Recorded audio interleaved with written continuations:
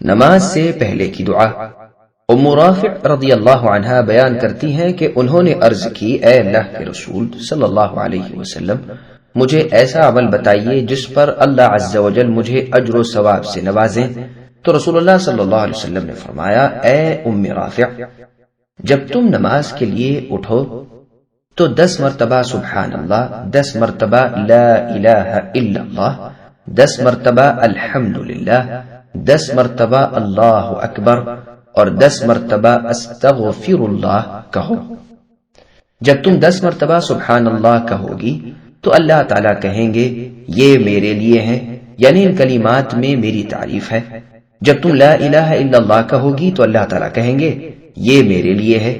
جب تم الحمدللہ کہو گی تو اللہ تعالیٰ کہیں گے یہ میرے لیے ہے۔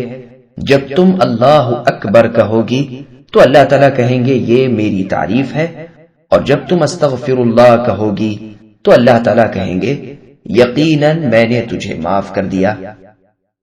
دیکھیے عمل الیوم واللیلہ لابن السنی، حدیث رقم 108۔